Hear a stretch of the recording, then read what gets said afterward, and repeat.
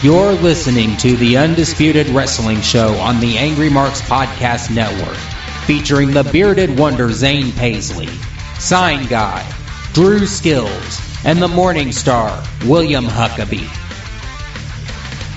The Undisputed Wrestling Show starts now. Oh, yes, it does. It is Tuesday once again. It is 9 p.m. on the East Coast, and we are doing what we love to do, and that's talk wrestling. On the Undisputed Wrestling Show, you are rocking with the best. I am Drew Skills. I am here, and I'm hyped because we have a great show tonight. And let me get right around to kicking it to the guests we have with us tonight, or to the hosts that are with us. We have none other than the Morning Star, the incredible Huck. Will Huckabee, how you doing tonight, brother? Man, you know what? I'm doing pretty good, man. This has been a crazy weekend, not only in professional wrestling, but in the world of sports, period, man. This is like 2006 is taking no prisoners. Yeah, man, it's crazy out there. And then we also have Kevin Sullivan's favorite referee, and, Sign Guy owes me for that coin, but you can hear it right here in the archives, the Undisputed Wrestling Show. Kevin Sullivan said right here, his favorite referee to be in the ring with, the one he said he loves the best, Sign Guy is with us tonight. How you doing, Sign Guy? Doing all right this season, Drew. Well, Sign Guy, why don't you let the people, we got a great show coming on in the second hour tonight. We got Richie Boy Breyer Wellington, longtime friend of mine, is going to be on the show, but we have a great guest in the first hour. Sign Guy, go ahead and introduce the first guest and take it away, my brother.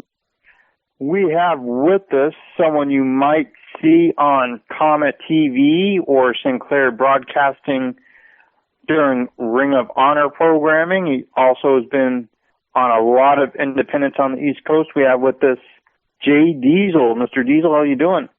How you doing, buddy? I'm doing great this evening. Thanks for having me. Oh, thank you for being on the show. We appreciate that.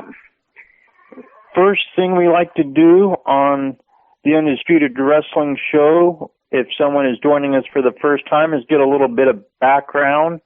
So can you tell us what got you into the wrestling business?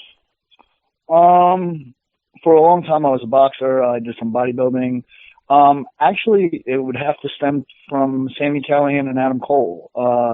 They were locals to the area that I'm at, and I I'd come across them. I went to a few local shows, independents, and they had kind of steered me in the right directions of, training and whatnot. And they basically kind of guided me through where I'm at to the present day. And you, if I'm correct, actually served as security for Ring of Honor before you started doing wrestling matches and getting involved in the House of Truth. How did that door open for you to get involved initially for Ring of Honor? Initially with Ring of Honor, a lot of us were on ring crew. We were in the school, we were training, and there was ways for us to get onto more shows, to get more knowledge from different guys backstage, just to watch them and to see them perform. And one of my jobs was actually security, and that was a shoot. I was actually there for security, and a lot of times, you have to throw people out and do different things. And Lethal and Truth just really took a liking to my attitude, my presence, and basically the job that I was doing, with security. So they, in turn, kind of picked me up on the uptake of it all, and put me into a real role with the House of Truth, where I was Lethal security for a while, and like in my molding process through the Ring of Honor training school, and with Martin and Lethal, they were definitely influential in all my training and everything I was doing. Ring of Honor has something that a lot of companies don't really do. They have the Top Prospect Tournament every year, and they bring in a lot of fresh talent every year from this tournament. Besides the winner, a lot of the people that participate end up working for Ring of Honor. What do you think of the Top Prospect Tournament as a way of bringing in fresh talent every year, and what advice would you have for the young wrestlers that eventually want to have an opportunity for the Top Prospect Tournament? Okay, I can really tell you that the Top Prospect Tournament stems from the camps. What they do is they cull these camps for basically the top guys. And at the end of each year, through, process of elimination through each camp that we go through, which is approximately 3 to 4 camps a year. They will take the cream of the crop and put them into that tournament. Every once in a while, you'll have a guy that's an outside guy, but I would say that most of all of the top prospect guys are from the camp. Including myself and Will Ferrara, Donovan Dijak, Todd, Todd Smith, Hansen. He's like all of those guys. Donovan, like I said, none of them have, even Leo Rush, have not escaped the camp. The camp is where you definitely get to go show off your talent and get chosen. Those camps are not a work. They are 100% shoot. They are for real. Like when they get to see your talent, they get to see how you move and what you do, and they get to see your charisma, athleticism, the fight, the drive, what you have in you. They will call you and pick you out for that tournament. You have been aligned, of course, with the House of Truth during your Ring of Honor career. Did you enjoy having a manager, since there's not a lot of managers out there as far as the national companies are concerned? Complete blessing, yeah. Martin has been very influential in my career with molding me, showing me the ways, but like Lethal is unbelievable. That we're talking, you're talking probably the best wrestler in the world. They put him amongst the best wrestlers, but I consider him the best wrestler in the world.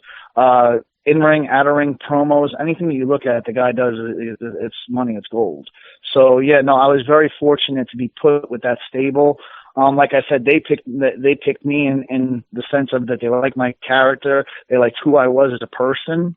They liked the sense that I was real for security. Like I said, I was a boxer. I was a bouncer, and I did stuff like that in a long time. Before I even got into wrestling. So, yeah, no, it was definitely, Martin has molded me into what I was, and there was a lot of advice given there still to present day. Now, do you have any opinion as to why a lot of the larger companies have not really utilized managers the last several years? That seems like Truth Martini might be one of the last few managers around as far as full-time national companies are concerned. I think it's a dying art. I think that to be a manager, there is certain levels of theatrics, certain levels that you can give people advice in and out of the ring. Martin was a wrestler himself, so he can give me wrestling advice, he can give me out of ring advice, he gives me political advice, he gives me so many different areas of advice. And to be honest, I don't know why they don't utilize them more in other companies, but that's what makes Ring of Honor the best. We have different spices of everything in there, especially even managers, I think he's the best manager on the market right now.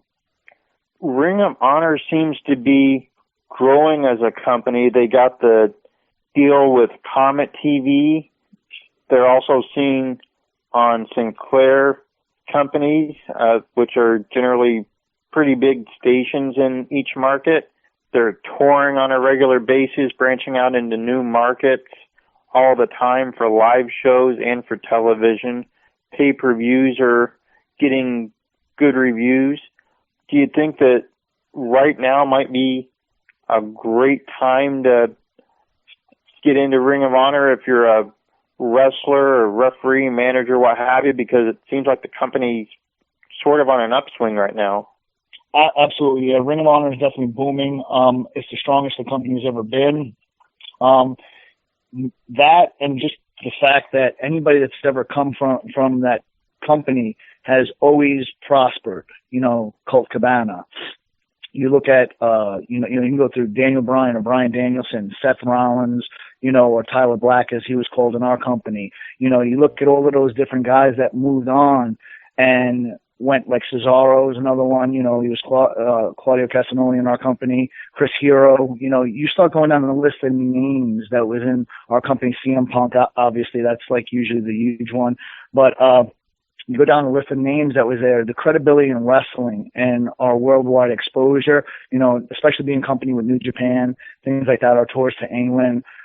But even in state wrestling, we are the finest wrestling company that's out there. So if you're really looking to sharpen your skills and go against the best talent that there is, our company's where it's at. Looking ahead in, say, 6 months' time, where do you see Ring of Honor being at as far as company? Do you see them continuing to get into new markets? Do you see them trying to merchandise themselves a little bit more? Do you think they'll do live pay-per-views a little more frequently? Where do you see the company heading? I'm not one to speak on behalf of, the producers and things like that, but we are definitely branching out. I would definitely see them getting stronger and stronger. Like I said, I'm not in that production field, but, I do see what's going on around me. I do see us growing throughout the next 6 months to a year, and they have like larger projections than that. Like from what I've seen, and I can only go off of what, like I said, I've seen, is their projections are not just like within the next 6 months. Like they have a 1 to 2 year plans that are going into effect, that each time they set apart a goal, they achieve it. And that's the things that they're going for. They're definitely going for more quality in production. They're, like I said, the wrestling is top notch. Everything that's there is top notch. As the company is growing and the market is growing, meaning that the fanfare that's coming through us, the revenue that's coming through us, once that starts to, even increase more, that's when you'll see them branch out again. It's in the end of the day, it's a business, and they want to see that return on it. And the more they see the returns, so that means that the fans definitely need to come out. They definitely need to buy the pay-per-views to show the net worth of the company. And they've been holding up to it. So every time we put out something big, the fans answer back because they want more and more of it. So I think that will continue to grow. Since Ring of Honor has been traveling quite a bit more and they're hitting a lot more towns than they did just in the last few years, what do you notice as far as how the fans react for the first time when they see Ring of Honor? When Ring of Honor pulls into a new town, what's the general fan reaction to the overall product like?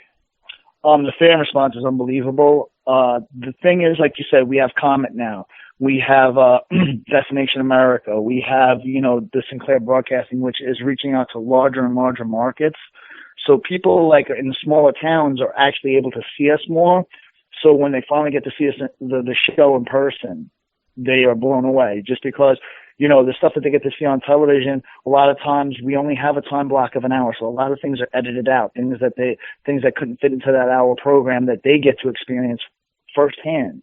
And they get to see exactly everything from start to finish. And they're usually blown away. They are a tremendous crowd in the sense that they are interactive.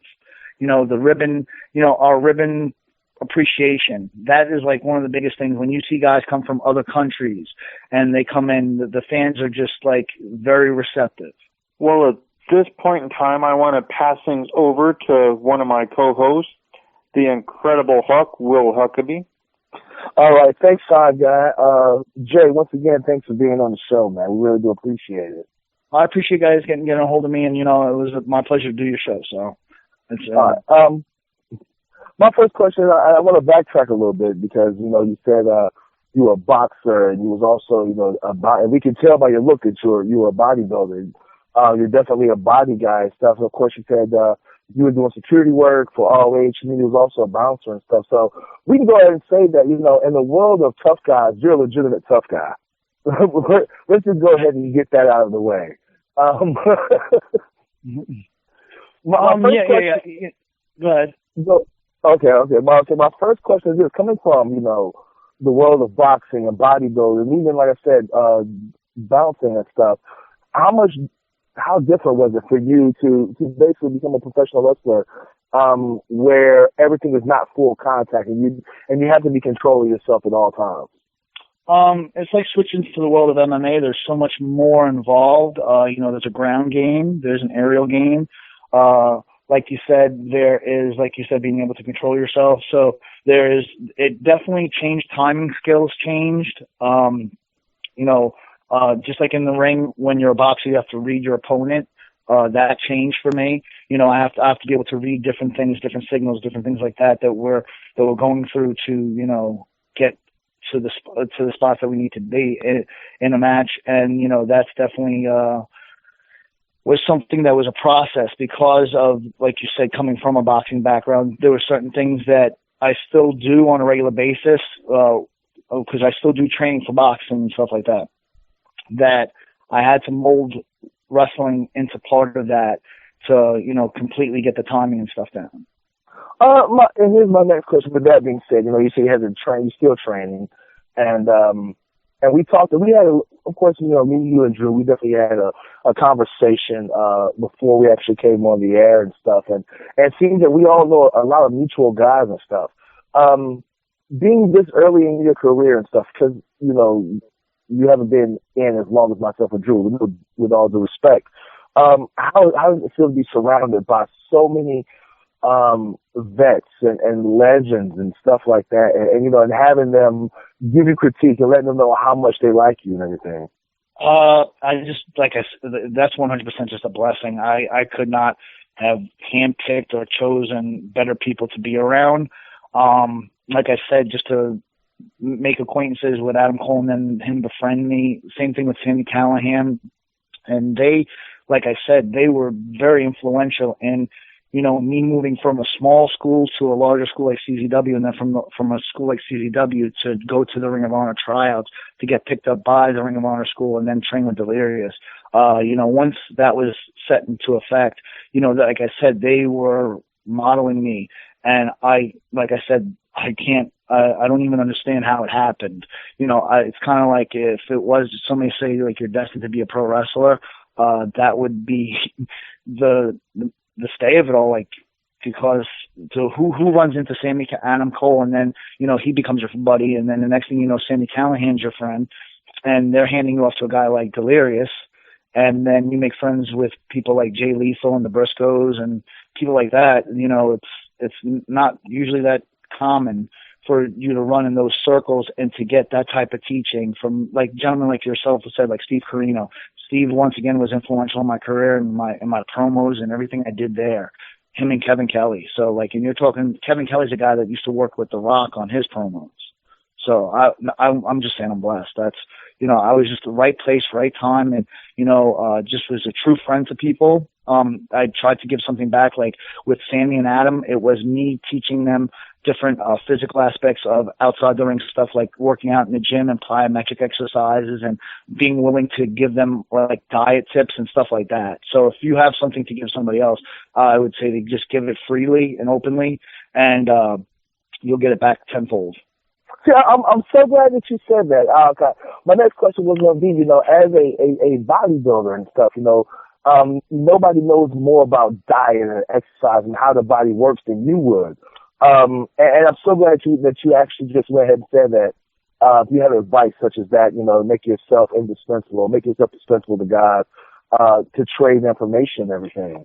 And now I was going to say, like, with the Ring of Honor camps and stuff, a lot of times they have, guys like Roderick Strong and everything, giving nutrition advice and dieting advice and stuff. With your background and with them knowing your background, do you think that in the very near future they're going to have you be a part of the camps, giving the guys diet and nutrition advice and how to work out correctly as far as wrestling goes? Yes, actually, in the camp that's going to be taking place, it's the 9th and the 10th of July. I will be part of that camp. I've done it once before. I've had guys reach out to me via email after the camps. Delirious has put it up there on a few occasions for that. My email address, sometimes if there is not enough time to fit it into the camp, but I've had numerous people contact me. Rhett Titus is one of my proven guys. Like, Rhett's body just keeps on getting better and better. Delirious himself is under a rigorous training program and diet himself right now. So, he looks phenomenal.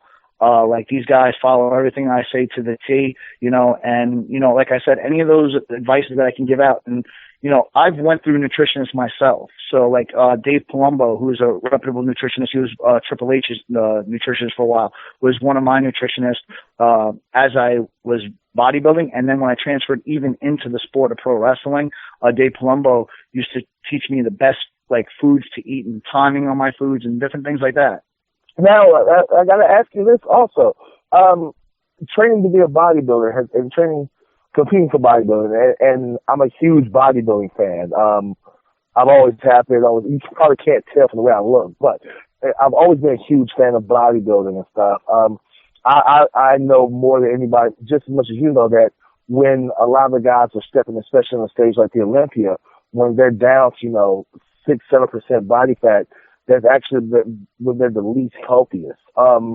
How for you, transferring from bodybuilding to professional wrestling and stuff, how did you have to change your mind state as far as working out and diet and nutrition and stuff?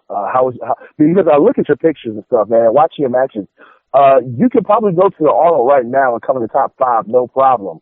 How I wouldn't go that far, but yeah, no, I appreciate that. That's a big compliment. When it comes to, this is a body business, and when it comes to, body guys, man, watching your matches and looking at your promo pics and stuff, man, you're not that far off from stepping on the Arnold stage and stuff. But how do how did you have to change your mentality as far as training to be a bodybuilder and training in the gym to be a wrestler? And what did you have to change in the gym? How that worked out was I was really blessed with an IFBB pro, Ken Brown, along with, like I said, Dave Palumbo, who helped me model my dieting. Ken was a national wrestler, and I also worked with a guy by the name of Barry Stump. He was my boxing coach for a long time. He's a very prestigious coach. He's a level 6 Olympic coach. That's the highest you can reach. So what I did was I combined the two. The bodybuilding and stuff was meant for my power and for my look. And then the plyometrics and the different types of yoga Pilates that Delirious himself has given me to keep myself very flexible had to be incorporated. There is a little bit of CrossFit in there, not a ton of it because I don't want to blow out my joints. But like I said, I work a lot more on the boxing side of it with the cardio where I'm skipping rope, I'm doing hammer drills on a tire, things like that. Were the things that got me in shape for the ROH camps. Track work, Indian drills. Indian drills are like where you would kind of jog the rounds of it and then blast out on the straightaways to build explosion. Running bleachers with weight vest on. A lot of that stuff can be seen on my Instagram, if people go over there. But like I said, my workouts are usually modeled that the first third of my workout is a power exercise, where I'm doing 5 sets of 5 on the deadlift, or 5, 4, 3, 2, 1 on a deadlift, and then we'll go into shaping exercises.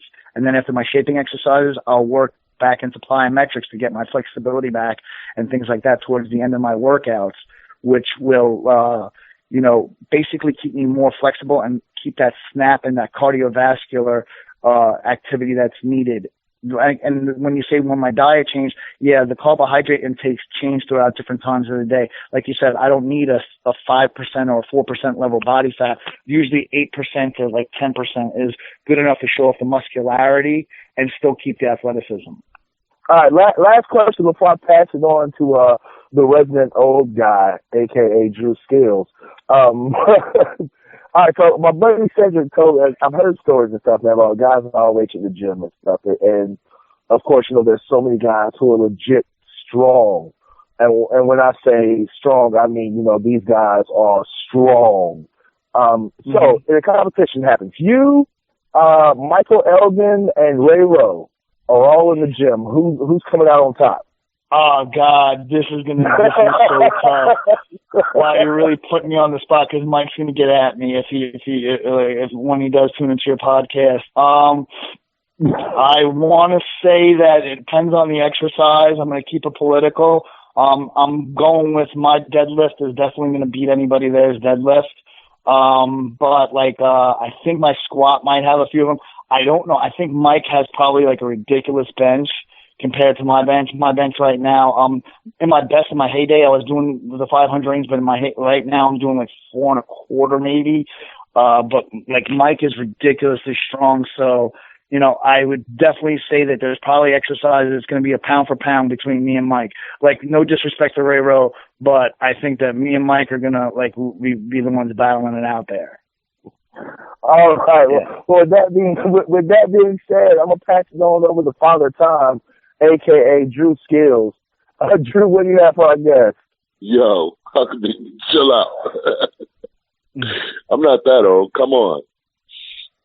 My question I got for you, man, we talked a little bit about what you got going on and you're doing big things. And I kind of wanted to talk about, I know you said Sammy Callahan was instrumental in getting you started. what was Jay Diesel, the kid, how'd you feel towards pro wrestling then? Were you a big fan back when you were young? Absolutely. I was a big fan of all the guys like Paul Orndorff. I was a big fan of Rick Rude. I used to love when he beat the Ultimate Warrior. I was probably one of the only rare few people that liked that. I really was always taken up by the heels more than the faces.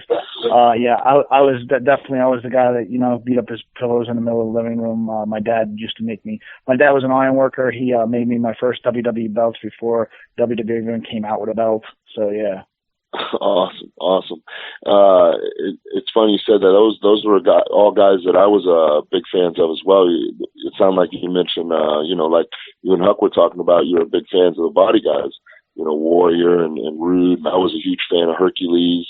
And even back to Putski, well I really loved Putski. Man. Oh yeah, like, Putski was like one of the things. The Coliseum home videos with Putski on it, man, used to drive me crazy. Right on. I know that you talk about all the guys that you've worked with, and those are all great guys. I know just about every person you said there, and we could go back and forth talking about them. But how did you mold your style? What went into you coming up with what you're doing out there today? I took a lot of my boxing style. I would definitely say that Davey Richards had some influence because he, like, once again, that was another person that took a liking to me and was somebody who befriended me. So I do certain things like the double stomp and things like that. That is definitely one of the things that I've taken from him. I would definitely say it's a real fight style. I'm definitely, I learned a lot of technical abilities from Delirious. And I try to utilize them more and more, but I find that a lot of times when I'm down in a match, the things to go to are my strengths, like, the boxing and, to go to the power movements and things like that. But if I can break somebody down with some of the technical stuff that Hunter has taught me, and even Martin himself, I definitely do things like that, lethal, to try to I still am trying to grasp everything that Jay Lethal does and trying to figure out ways to hone it into my style, to at least take a few things here or there from his style to try to make my own. Right on.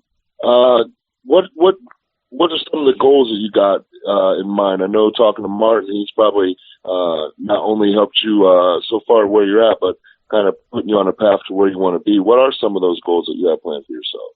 Right now, I took a few shows off. I went through a rigorous camp myself. I put myself through a lot of stuff with dieting. I put a lot of stuff back into different styles of training that I was doing, whether it be boxing or pro wrestling or even collegiate wrestling.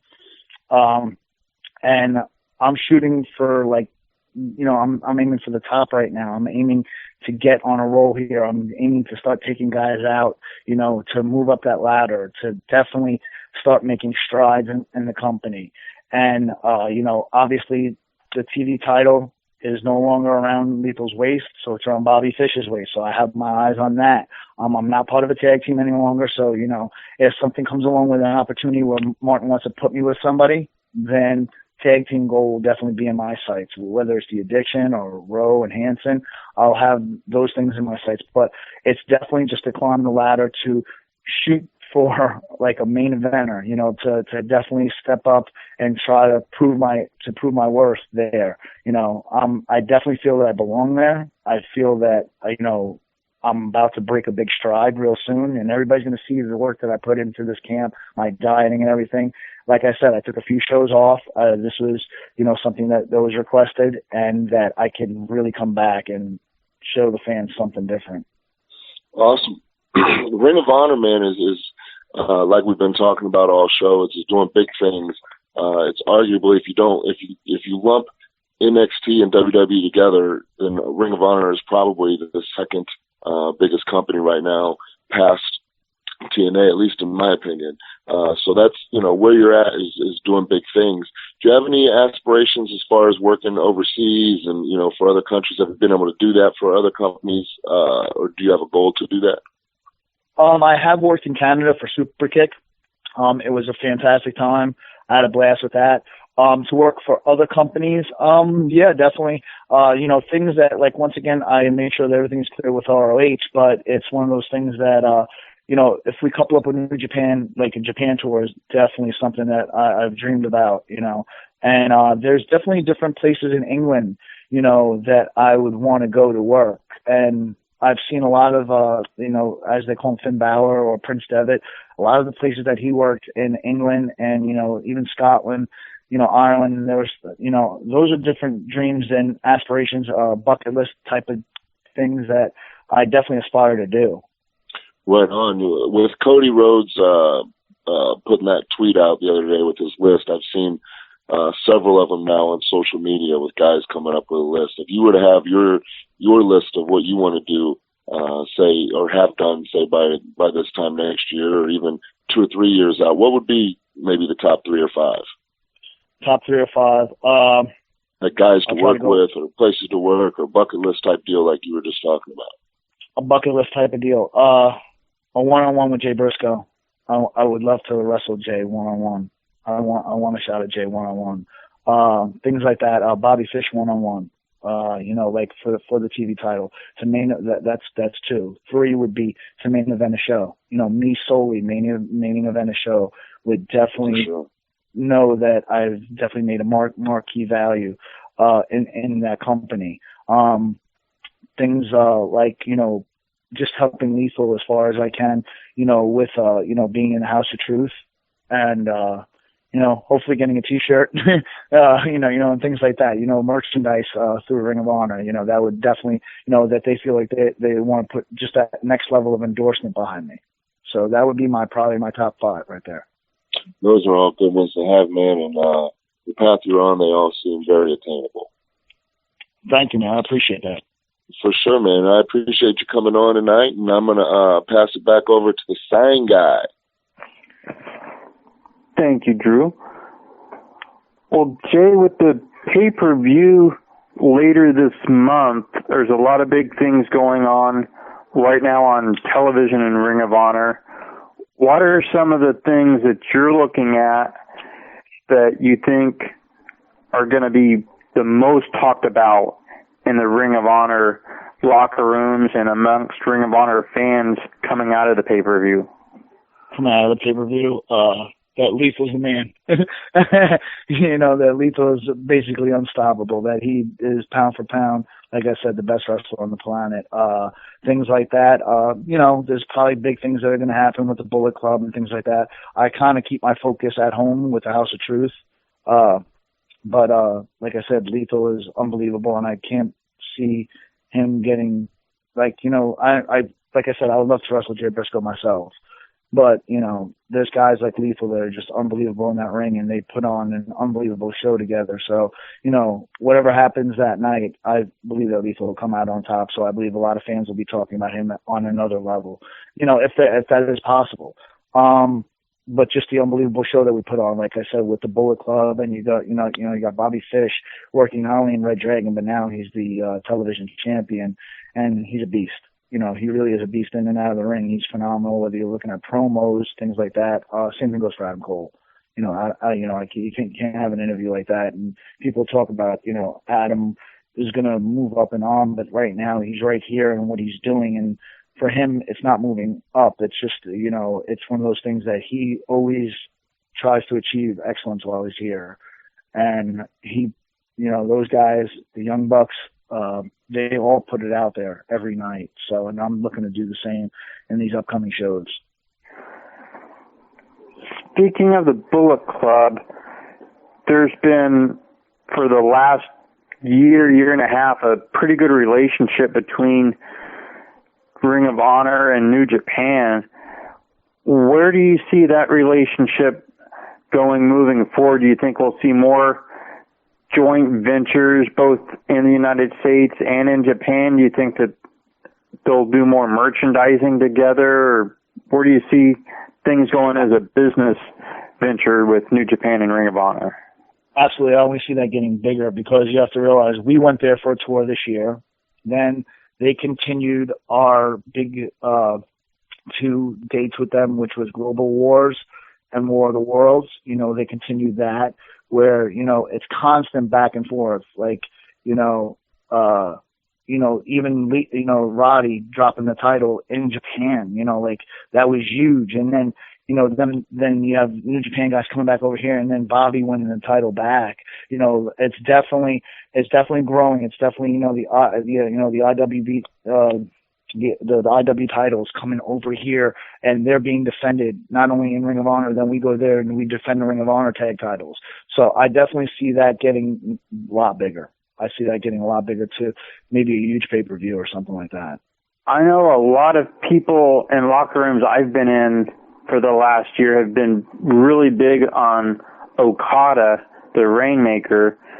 Do you think that he'll eventually cross over into sort of the mainstream United States appeal, where fans in the United States will be able to relate to him a little bit better than your standard Japanese wrestlers, which sometimes takes a little bit of time due to the language barrier and the style differences? Definitely. New York was an example of that. Recently, we did the show in Terminal 6, and he was there, and the fans were so receptive to him. Another person like that was like Nakamura. Nakamura was the guy that the fans, like you said, was able to cross those international boundaries, and the fans just took to him. It's like, when Lethal went to Japan, they were so receptive for him. So, that's definitely something that I can see Okada definitely, grasping, because it's already in the work. The fan, and not being said that the fans, when those guys come to the U.S., they go nuts.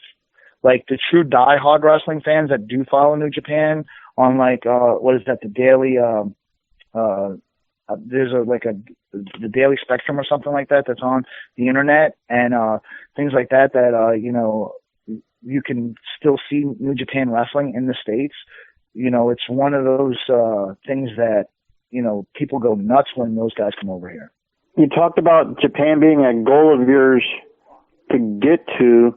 Once you get it to Japan, how long will it take you before you have your Ribera's Steakhouse jacket? Oh man, that's like a bucket list goal in and of itself. I think Cheeseburger got one before I did, which I'm a little salty about. So, but that's somebody that's absolutely loved over there. Like Liger and him have a true bond, and I'm a little jealous right there. But that's something I got to get over. And like I said, when I get my opportunity to get there, I'm definitely. It's like you said, it's one of the first things you do when you get there. Yeah. Well, if Cheeseburger is Jushin Liger's favorite wrestler right now, which Japanese wrestler would you most want to endorse you as their favorite wrestler? Gato. Definitely Gato. Yeah. Now, there have been talks in the Ring of Honor locker rooms when he's come over for shows? Not at the present moment. He's just a cool guy to be around, man. He's really fun. There's a good camaraderie between us. So hopefully, like I said, there'll be another one of those friendships that spawn off into something positive. Well, like we said, the pay-per-view is upcoming, and it seems like it's going to jumpstart a pretty hot summer for Ring of Honor. What's your predictions going into the pay-per-view? We know you think Lethal's going to retain it. He's red hot right now. But what are some of the other predictions for some of the matches you might have?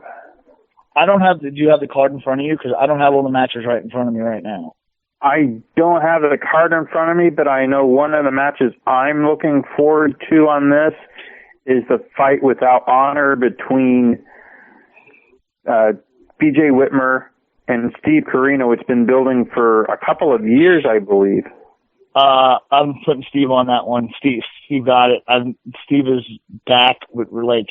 He is 110% back. I've never seen Steve Corino in the shape that he's in right now. He's doing CrossFit. That's another guy that I'm helping work with a little bit of diet advice and training advice. He's doing phenomenal. He's in the best shape of his. I would go as far as to say that Steve Corino, you're going to see one of the most in shape Steve Corinos ever. And he's going to be able to go all night. So BJ better pack a lunch. If you're asking me who I think is going to take that match, Steve Corino. Fair enough. Well, at this point, I want to send things back to Drew Skill so we can wrap this up for us.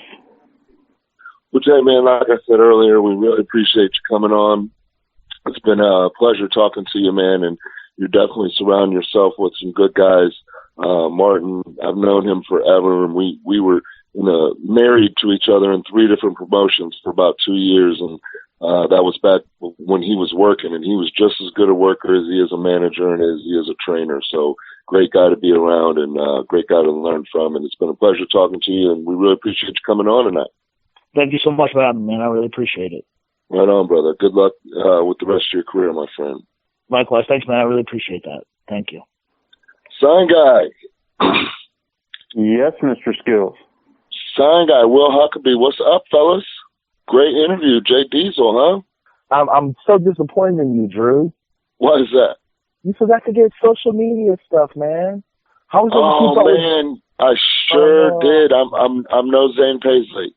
No, you are first not. to admit it. We're just gonna post it right when we post this link and stuff in the show. We're gonna make sure that we post his social media and stuff with it. Right, for sure. I completely spaced the social media. I can't believe it. Other than that, man, JD he's an amazing guy. I mean, Jesus, if you look at him, man, you can tell 100% that he spends a lot of time in the gym, and then you watch his matches, and you can tell that, a lot of times guys come from other sports, and we've always seen it, guys come from other sports, and they try to, rely on their other background and stuff, to get by in wrestling. And, you watch this guy, you can tell that he studies wrestling and stuff, man. He really takes it serious. Most definitely. Sign guy, how was your weekend? Wasn't too bad. Had a very interesting episode of Turnbuckle Turmoil this week. We had guys that have been in the business 20 plus years kind of come together, talk about that aspect of the business, very educational, and I think a lot of new partnerships in the works. I think the guys that were on all kind of got along, and they were talking about working together, so pretty productive as far as that goes. Awesome. How about you, Huck? You had said earlier before we got on that you had a really busy weekend. How was it? Man, this weekend was packed, man. 3 states, 3 shows, over 2,000 miles. 30 plus hours of driving. It was a man, like when Bob Evans says, you got to do the drives, or this was definitely one of those do the drives weekends. Friday night, I was I finally made it back to the great state of Indiana. Was there at PWF for Jimmy Felcher and stuff, man. Me and my buddy Joe Black went up there and stuff in a tag team match against Team IOU. Loved the venue. We actually wrestled in the arena, which was my first time there. The fans was really cool, man. Although I will say that there was a fight between fans within like the first 30 minutes of the show, which was pretty crazy for me. I'm used to, down here in the South, the fans will attack the wrestlers, a la Paul Lee, but we can talk about that later. So it was very different for me to see fans fighting each other, especially at a wrestling show. But, we wrestled Team IOU. Of course, they cheated because they can't beat anybody straight up. Then Friday, we saw the debut of the Incredible Tumblers, which was myself and, in my opinion, the Rookie of the Year, Timmy Lou Retton. We wrestled, Baron Bullard and IED in the tag team match at West Virginia Championship Wrestling. We got attacked at the end of the show. My shoulder's still kind of messed up from it. I actually, legitly, and this is a shoot, actually, kind of got my shoulder banged up during the match and stuff, taking a face bump a little too fast and hard before it got out of my size. And then Sunday was back in AWE, Atlanta Wrestling Entertainment, man. We had a fantastic match, in my opinion, against the Alabama ambassador, Jacoby Boykins and Chris Main. The highlight of the weekend, and if anybody follows me on social media, I legitimately did a top rope Mexican lucha arm drag. I basically ran up the ropes, Drew, and walked across the top rope and then did like a lucha arm drag, which for somebody 270 pounds is pretty freaking amazing. Yeah, that's crazy. Nice strong ropes, thank God. Say that again? I said, luckily there were nice, strong ropes. Yeah. Shout out to Ox, who handles who basically everybody rents the rings from this gentleman named Ox down in Georgia, and shout out to Ox for actually, using steel cables instead of ropes, because if there had been actually ropes like WWE, I think they would have broke. Yeah, that could have went really bad. Oh, sorry, Drew. But fun fact for you, Will, I actually worked a PWF show down in Kentucky under the old ownership, but Jimmy Fletcher was the booker for that promotion, so we can check off another promotion where we've both hit. Yeah, I've seen that. I've seen that when you were talking about that.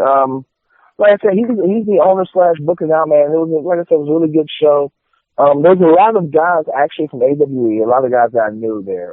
Team IOU, Chip Day, Murder One, Kiera Hogan had a fantastic match against Mickey Knuckles, who I met for the first time. Madman Pongo told me to tell all of you guys what's up. He was actually at the show in attendance watching. Hosea was there. So, I mean, it was a really good show, really good locker room and stuff. Right on. That's real cool. I was north on that Friday. I was actually up in Bourbon, Indiana for Strong Style Wrestling and RCW and Pro Wrestling King all run the Worlds Collide shows together. And so they ran kind of an off show together on Friday, and I wrestled Shane Mercer, who is phenomenal guy, great backstage, awesome in the ring, such an athlete. This guy threw me up for a vertical like I was, 110 pounds, just insanely strong.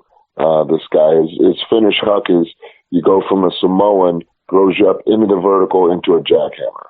And he did that with me like I was nothing. I mean, I've seen him do that move the few times he came down to AWE, man. And he's done it to some pretty nice sized guys. I really can't believe that he did to you. I'd like to see a video of that. Actually, I'd like to know what was going through your mind. I want to know what was going through your mind when it happened. I just closed my eyes, brother. Close my eyes, second chin. There you go. He held me for a vertical for a good 30 seconds. Jesus, he's probably paralyzed on the couch now. No, he holds you in a crossbody, climbs the ropes, and does a moonsault splash with you. And he's done that to Kong. Well, I mean, Kong weighs less than you, doesn't he? What's that? I don't know, man. Who weighs more, you or Kong? Oh my God, Kong's got me by 100 pounds. Jesus. Kong. Okay. Kong's got me by 100 pounds and probably 4 or 5 inches. Yeah, I know he's tall. Jesus, man. Like, the first time I met him, I was like, God, like, you can't, with somebody like Kong, like, you can't appreciate how big he is, and you can't appreciate how agile and how quick he moves until you see him in person, and you see how large he actually is, and then you appreciate everything you've ever seen on him on as far as film and stuff. Oh, for sure. Some of my favorite recent matches have been with Kong. We've had some good ones, a lot of fun. I don't usually get to work with guys bigger than me, so it's something different. Him and Jax Dane have been the only guys bigger than me in the last 2 or 3 years. Don't worry, I'm hitting the gym, man. I'm about to be bigger than you in a little while.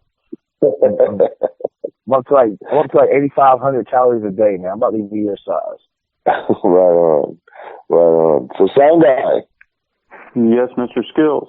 Was it last week we did the Total Dudes? It was last Wednesday we did Total Dudes together.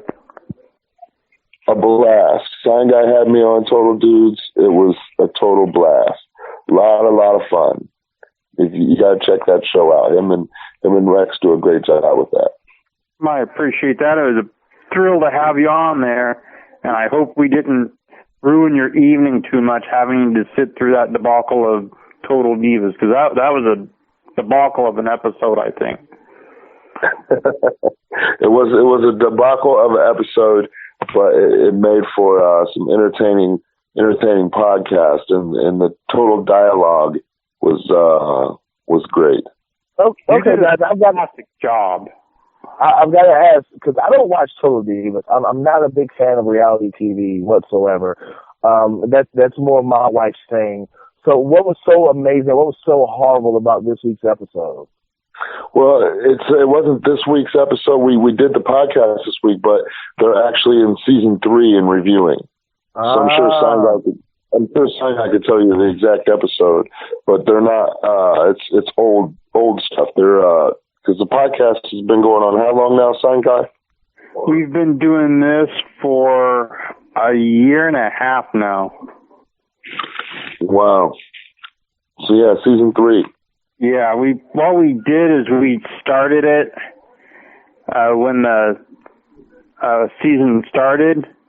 They had resumed it. It was their mid-season break, and then once it picked up, that's when we launched Total Dudes.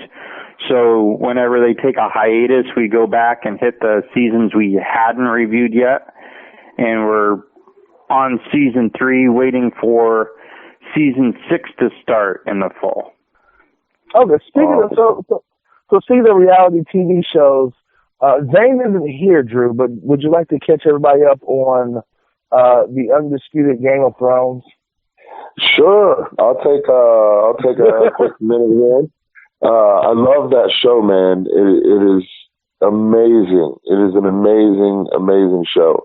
The Hound, you know the Hound Huck from the earlier season 1. Oh, look, man, I'm reading the books right now, so I know who all these people are, man. Yes, the Hound. Who everyone thought Brienne beat him in combat. She was trying to get Arya. That was when Arya was with the Hound. So they had a duel. They fought, and the Hound went down. This last episode started with the return of the Hound. The Hound came back. It was a very rare. I'm not sure this is the 6th season. I'm not sure if they ever did it before, but they did a cold open where they start you out, and it started off a completely different feel than Game of Thrones usually puts out. It was green everywhere, lots of trees, lots of green grass, and but it was the Hound, and then they revealed the Hound, and they did their open. They did that so you couldn't see his name in the opening credits there and get spoiled for his return. It made a really big impact, but that happened, man. That was probably the biggest thing, was the Hound. Arya is on the run in Bravo. She got stabbed a couple times from the waif. Big things, man, setting up big things. And there's only a season and a half left, and we're on episode 8 of 10 in this season, and I think they're going to do a split season and be done. So everything's starting to wrap up, man. It's getting good, really, really good. Well, now I got a question. Have you ever read the books? I did. I have every book. I have the whole collection. Same thing. Someone who I was a big fan of the TV show, so they got me the books. So I have the books. I was going to ask how closely are the books to the actual TV show? In reverse, how close is the TV show to the books? A lot of times they adapt things to movies and TV shows. They take a lot of liberties. Right. This show gets a lot of credit, and a lot of people loved it. Like I said, I have the books. I have not read them. I listened to book 1 on audiobook, but I have not read the books yet. But I listened to podcasts about the books.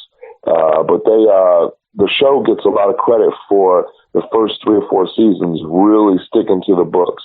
So book readers were really loving it because now they were getting visuals to what they've read, some of what they've read 20 years ago with the first book.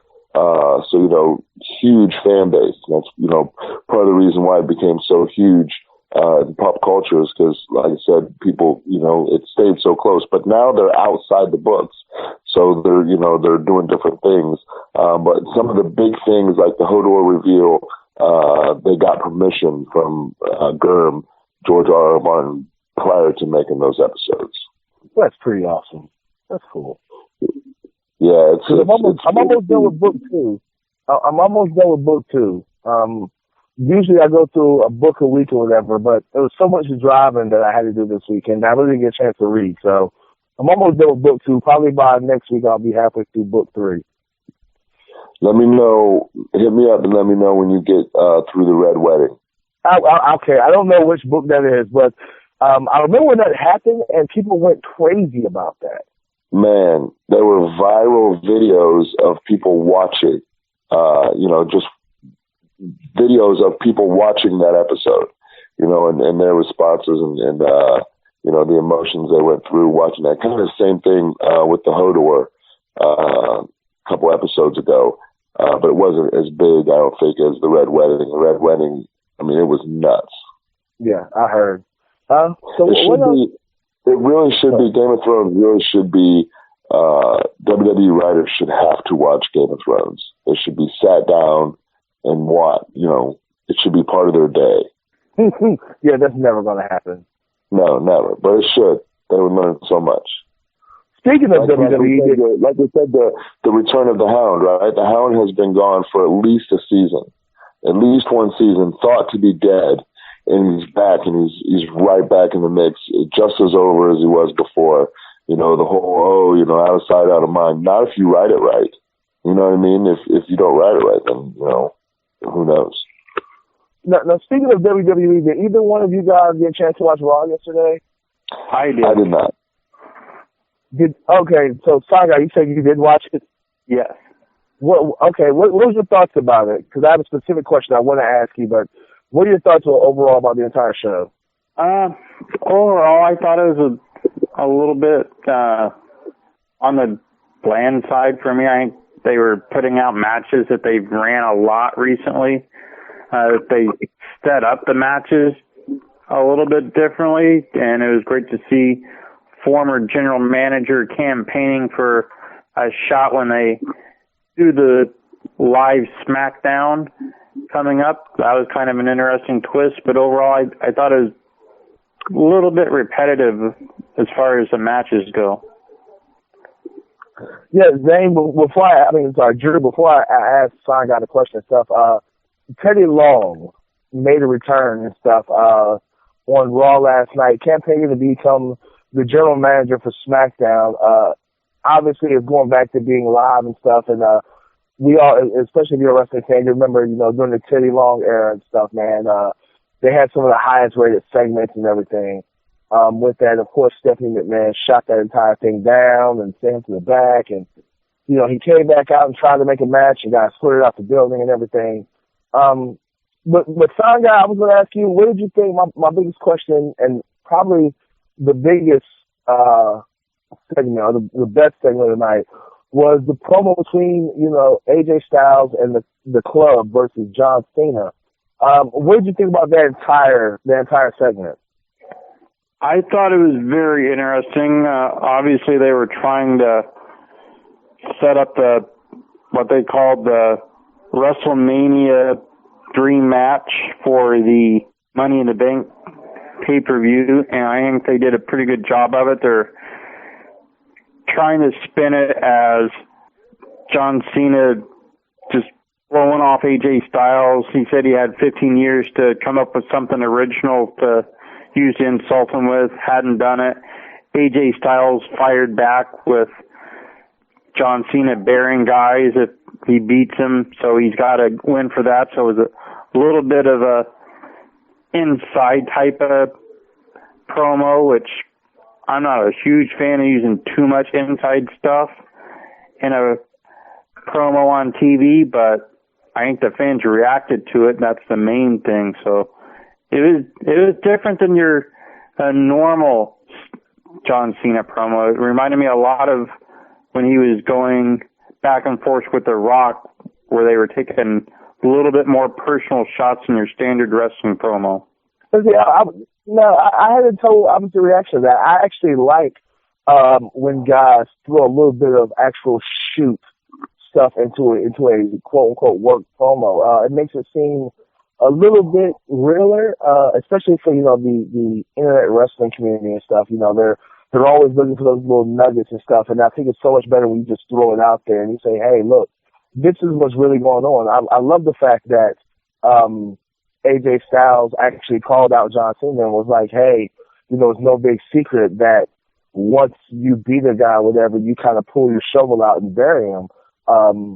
And then in return, I liked it when John Cena kind of called AJ Styles a bust.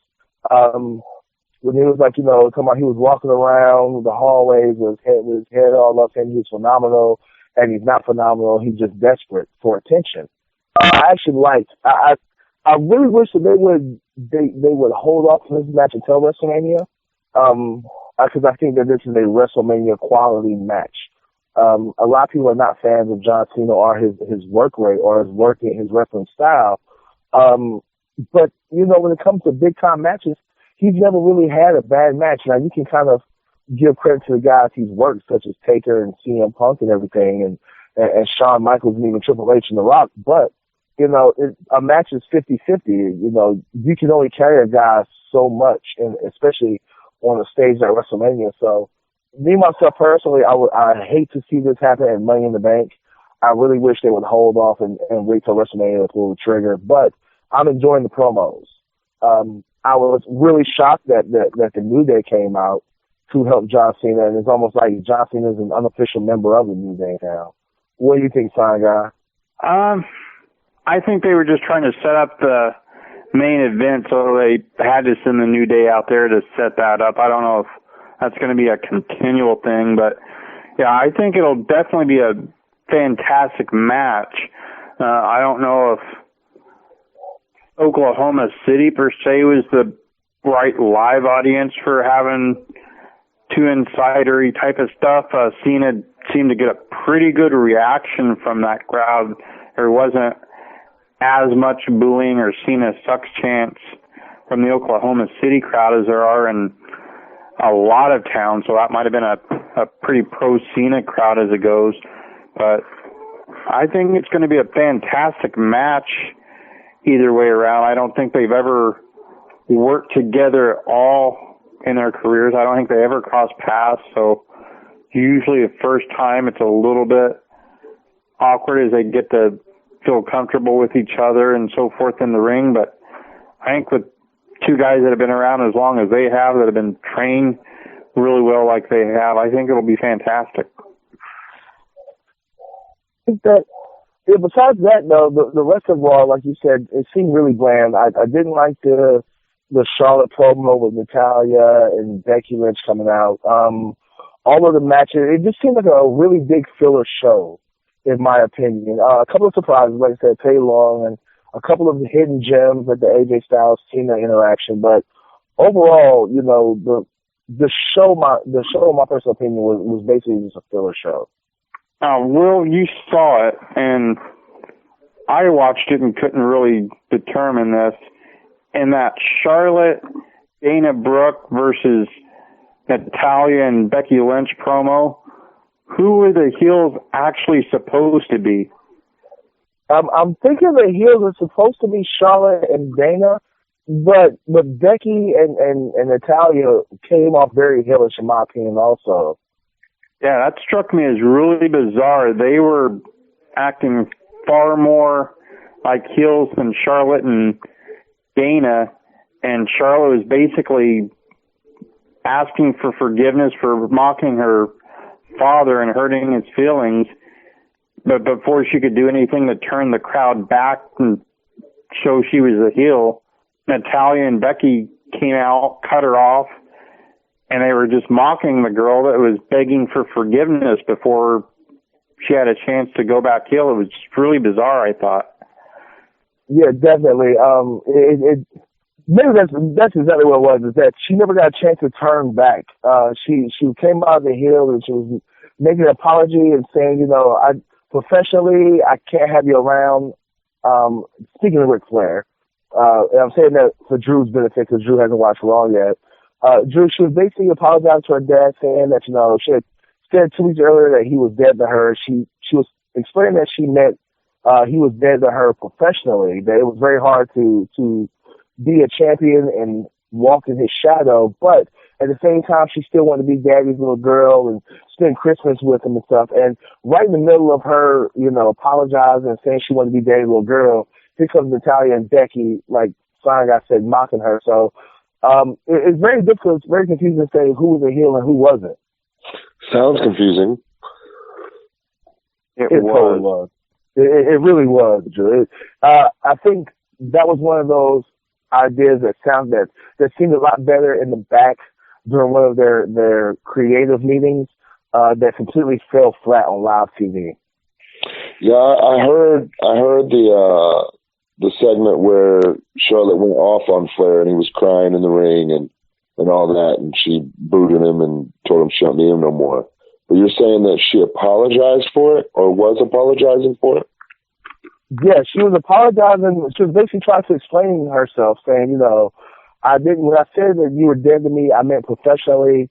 She was basically explaining, like a lot of second generation wrestlers and stuff, it's very hard to be a second or third generation wrestler and have a famous father, and when your father is Ric Flair, it's even worse, trying to live in his shadow.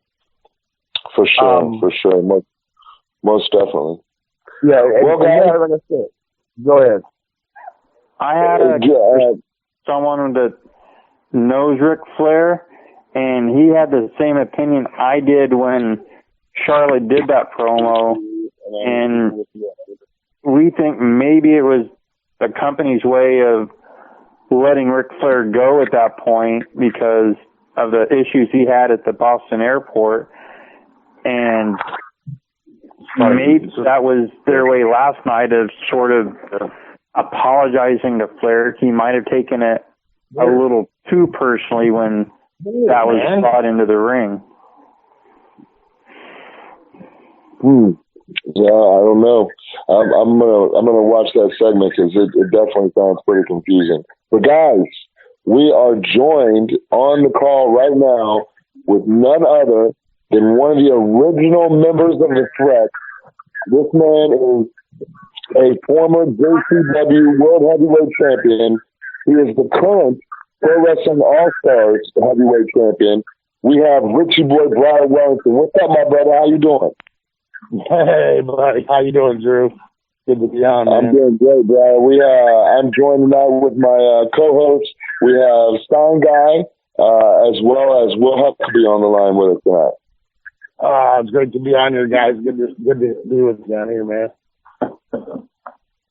Right on, my brother. Well, what we like to do for our listeners, the first time we have somebody on, is kind of run through their career and kind of let our listeners know how you got started in this business and what drew you to professional wrestling and how you got your start. Oh, man. The first time that I remember actually even seeing pro wrestling on television, I'll never forget it because actually it was a rule at my house to not look at the television while you were eating, right? So I remember getting smacked in the head, and the match that was on television was Paul Orndorff and Hulk Hogan wrestling King Kong Bundy and Big John Studd. And it was the same match where Orndorff and Hogan did the split. And it just hooked me. It literally just hooked me. And I remember seeing old magazines at my grandfather's house when I was actually younger than that. And I actually never got to watch it until like 1986 or whatever it was. But that's my fondest memory of actually seeing it for the first time. And it was just like, I was hooked. I was a fan ever since. And then coincidentally, how I got into business was the weirdest story ever because actually it was like being a kid. A lot of kids are like embarrassed. They don't want they don't want to go to garage sales with their mom. And my mom used to drag me around these garage sales. Well, it was weird because at the time it was just random, literally random. I was about 15 years old, I think it was, 14 or 15. And my mom was in my neighborhood, and it's like, oh, my God, you don't want your friends seeing you at a garage sale, right? Well, this just happened to be a good day. It was like my mom sees a poster of Al Snow and my trainer, who is Denny Kasperwitz, the Fabulous Kangaroos. Sees a poster in his garage and started asking him questions. And from then on, it was like she introduced me to him. He said, I'd love to meet your son. And I went over and met him and talked to him, and we hit it off. And it was like I had begged him and, kind of asked him, hey, how do I do this? And he kept saying, hey, go to school, get your background. And then, we started getting like closer, you know what I mean? Like he started kind of following my amateur wrestling career, which was like, it was brief, but at the same time I was really successful at it because of the fact that I was going to like camps for free with like Dan Severin and Denny Cass. So it was like kind of like really, really, really special, like things just kind of like fell into place. As cool as it was, For sure. But it was weird too, though. Is actually that's how another friend of mine, and you know him too, is Rhino. That's how he got into business. He got in a year before me, and it was all because of that. All because of my mom going to garage sale. So can't hate on garage sales. That's awesome. That's awesome. Well, getting started there. What year was that, bro? What year? Actually, when I first met him, I think it was like 94, actually. And I didn't start training until I think it was like the summer of 95. You know, we were messing around like every other kid. Like, we still did the backyard wrestling shit, you know, like, and it's weird as hell that, actually one of the guys in our backyard wrestling crew ended up being like bigger than me even. His name was Jeff Katz. I think he wrote for WCW magazine. He was such a prick at the time, though. We were young, you know, but he was he was the heel, and we end up seeing him, like, after we had trained and everything. We see this kid, the same kid that, like, he was terrible. You know, he was a rich kid, and came out to the neighborhood. Yeah, you know, and, like, he came out to the neighborhood, and it ends up, this kid writes for Marvel Comics and works for Universal Pictures. He's a great writer, actually. He's not too bad of a kid. He actually grew up since then, so it was kind of cool, you know. Wow. Yeah, it was pretty interesting, actually. It was like years later, you know, and I actually have a funny story about that too, actually. I want to add to that Jeff Katz thing because it's kind of hilarious. We did a match for Malcolm Monroe Sr. Like, he let us wrestle, and we were really untrained at the time. It was like 95, and we're like, Benny was totally against it. Everybody was against it. We were like, oh, we got to do it. We're so excited to be in the business. We're big marks. We loved it, you know. So we ended up doing it, and in the process, it was just terrible. It was the worst thing ever. And after that match, Denny Cass was like, listen, Ric Flair started at 16. I'll never forget him saying that. He's like, Ric Flair started at 16, and I don't think actually Ric Flair started at 16. You know what I mean? Like, but he was raised to make a start young. So we started training in Hamilton, Ontario, Canada. And it was a deal Denny had gotten. It was like kind of like luck, you know what I mean? Luck of the draw. It was like they offered him a deal in Hamilton where we drove 4 hours in and 4 hours back. And it was every weekend for like, it felt like 2 years. Really, it wasn't. It was about a year, actually. And then, like, we started going to Windsor and training with Doug Chevalier at Pan Am and Scott Demore. So everything kind of like fell into place, you know, and like basically that was the thing with us when we were younger, is like we lived at wrestling schools. Like, we just like literally, like, that was my dedication, you know. It seems like a lot of the young guys, it seems like that's like drifted away at least. I don't know, not for everyone, you know, but it's like a lot of the young wrestlers don't understand that just because you do your 9 months or a year and the guy says, here you go, you get your first match.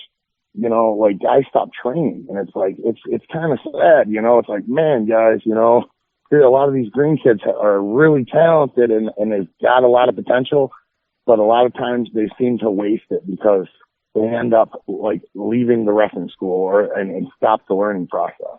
You know, you can learn on the indie scene, but you know what I mean? It's a little better to be in a school and training and like perfecting what you're doing. You know, because the fact is you'll get hurt more being like less trained than the other guy. You know what I mean? And you know that, Drew. Oh, for sure. I always say, you know, if you want to get good in this business, if you want to take it serious, you got to live it. You know, you got to live the business. You got to be, every day you need to be doing something to get better. If you're not on the mat training, you're watching film, you're doing something every day until you get it, and then you just keep fine-tuning. It never stops. Yeah, it's crazy that you say that too, you know, about tape watching. It's like, it's funny because just like pretty much like 2 years ago, like, you know what I mean? Like, you know how it gets, you've been in the business, you know, it's like 18 years if it was 2 years ago. And it was like, man, you stop kind of like caring so much about watching everybody else's shit, and you feel like, well, I don't really want to mark out. Well, that kind of changed with me as I started to I kind of like became a fan again. After 20 years, you know, who could, you know what I mean? I'm becoming more of a fan for the scene, more of a fan for pro wrestling in general, you know? Like, I've been sitting there studying Bruiser Brody stuff, which is totally not my style either, you know? Like, I mean, but what I'm getting is great. You know what I mean? It's like just the little things that this guy was doing is amazing. And you don't see it on television today. You don't see the organic chemistry between two wrestlers. You see more, you know, like a lot of people talk shit about They say, you know, it's kind of cokey and acrobatic, and I almost can agree to that because it does at times, you know what I mean? Some guys tend to put a little bit too much flip and flopping into the routine, you know, and not enough, you know, grunt and organic chemistry and like wrestling, you know what I mean? Like, hey, but it's there, you know what I mean? A lot of guys kind of badmouth the business, and I'm not one of those guys. Like, there's some great talent out there, and there's a lot of different styles of what we do, you know, and I think people get that wrong. Like, cause I read this post the other day and it was like the worst ever. I was like, God damn. Like, somebody was talking shit. They said Ricochet and this other cat killed the fucking business. I said, holy shit. God damn. Like, that's a little fucking harsh. Knowing that, cause I didn't know who this kid was until a couple years ago. And this Ricochet kid, he's put his time in, you know, and that's the difference. The business does change, Drew. It's like, you're one of the guys with me. It's like who's watched it after like 20 years, has watched the business evolve, you know, right underneath us. And it's crazy. And it really is crazy how the business has changed, but the fundamentals will always stay the same, you know, and that's one thing you can admit. Most definitely. What's that, Drew? I said most definitely, and I always, you know, I was trained very old school, and I look at wrestling as an art form, man. And you know, there's so many different ways, you know, to perform your art. So there's all kinds of different styles. I don't work, you know, work. One of us works thing, and you know, there's the one thing that you know, it's hard to argue is the fact that. You know, the business definitely isn't as profitable as a business overall as it was, you know, back when some of these guys who get upset about, like that match you were talking about. You know, that's always the thing is, you know, it definitely is different. But a lot of that left with kayfabe. Yeah, I think a lot of these guys, like, they just kind of think, it's like old school guys like us. And I think you do have to be a little open-minded because I hear a lot of like the old school vets. I mean, I read like stuff all the time where it's like, they kind of badmouth the young part of the younger guys. And in a way, they got to take it easy because it's like, I mean, you do have to change with the times. It's kind of like you can't do the same routine for 20 years. You know what I'm saying? People kind of catch on to that. And I think a lot of times it can be a give and take with the youth movement and the fucking fact that the vet, when you work together, it's kind of like we all get something out of it. And I think that's something new that people should start doing and being more open-minded to. So I know there's a lot of young talent where you're at, and I know there's a lot of young talent where we're at in Michigan. And it's like, you know what I mean? You can say the same thing as, like, dude, I can have a lot of good matches with some of these young kids, you know? Like, I'm looking at it like, this is potential, you know? Like, this could be a killer one, you know? Like, you know, like, there's some Chase Matthews kid, Rod Street, fucking, the McGinnis, there's a bunch of kids, you know? There's a youth movement, you know? Like, these kids actually, there's a lot of potential on the indie scene, you know? It's like, the only problem I see with a lot of the indie guys, though, like, they seem to, be stagnant because they don't go out and get it. You know what I mean? Maybe they're afraid to go get it, and I think a lot of these guys need to jump at it. You know what I mean? You got to put both oars in the water, and you got to run head first for it if you really want it that bad, you know? Got to chase it. Got to chase it. Got to chase it, most definitely. Yeah, we talked earlier about you being a former JCW champion. How did you and Juggalo Championship Wrestling come together? Oh, that's another thing. It's like, it's weird how, like, my wrestling career, a lot of times, like, shit just seemed to, like, fall into place at times. Like when I wrestled for the WWE and WWF, like, I never made a call, and I never sent a fucking tape or a packet out. It was literally like Scott D'Amore called 4 of us up and was like, hey, report to Cobo Arena. And like, we were fucking down there, you know, it was like me, Terry, a guy named Al Brown, and fucking, I think his name, Gene Miller, that's who it was. And then the next shot, it was like Rhino called me up and basically booked me, like, for his shot, because it was his tryout match. It was like the same night fucking Edge broke in. It was pretty cool, you know, like the second time around. It was like kind of like a whirlwind, you know. You got Jim Cornette talking to us. It was like he gave us the same speech he gave the one kid on Beyond the Mat. So it was kind of special. It was cool, you know, it was unique. But back to the JCW thing, it was like the same thing. Like here I am, like I'm outside of St. Andrews Hall at the time, and fucking one of my boys, all my boys, you know, we're all wrestlers. We're just kind of going to say fuck around, you know, like, let's see what's going on with that. And then all of a sudden, I forgot who it was. Somebody looks out the top of St. Andrews Hall, like, Brian, what the fuck are you doing down there? You know, and I'm like, what? They're like, get your ass up here. You're working the show. And all of a sudden, you know, I'm in a battle royal with like the Rock and Roll Express and then a cast of characters. I think Ian was on the show at the time. There was a bunch, like just a loaded down show, you know, and it was pretty cool. And then after that, it was like they had booked me. Actually, it was so weird how I became the JCW champ because it wasn't even supposed to happen. You know what I mean? It was just like they seen the fact that I was working my ass off because I was actually like taking the place of Sabu. Like Sabu had no-showed the tour. Well, they called me up. They're like, you want to do a tour? So I grabbed my best friend at the time who he's not in the business anymore, but we started out together and I was like, let's do this tour. You know, it was fun. You know, I didn't want to go alone. So I ended up going on the tour with him. Well, it was like me and Chris Hero who stuck around. Like we were the only two guys on that tour, which I'm not dissing everybody on the tour, but we were the only two guys who literally stayed students of the game. Like with all the partying and the girls and all the fun shit we did, it was like me and him literally put our nose to the ground. We still talked about wrestling all the time. Like he was like, dude, I don't know if there's anybody that knows more wrestling facts than Chris Hero, dude. Like he knew the dates, times, arenas, everything. And I used to make fun of him about it, like tease him about it, you know, like you fucking Mark. But like honestly, he was like just a brain. And like before the shows, we would, even if we were hurt or injured or whatever, we'd be in the ring practicing. And I think what it did is it caught the eye of Violent J, and Violent J's kind of seen how I was getting heat as a heel. I was totally anti what the Juggalo establishment's all about. I was the Richie boy, the prick, you know, like the arrogant fucking, you know, like, and plus it showed the way I wrestled because I was real like regally type, you know, like just, you could tell I was a heel. And just one night, you know, he put his arm around me. He said, hey, what do you think? We're going to make you the champ. I said, no way. You know, like I said, holy shit, really? And fucking there you go. You know, I was like, they put me over for the championship. And I'm like, what the hell? You know, this is crazy, you know.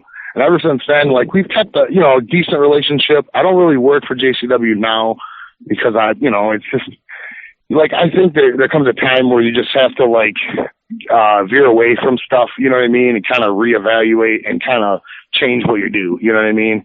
And it's just not my scene either, you know what I mean? Richie boy don't party no more. Breyer Wellington don't party like that no more.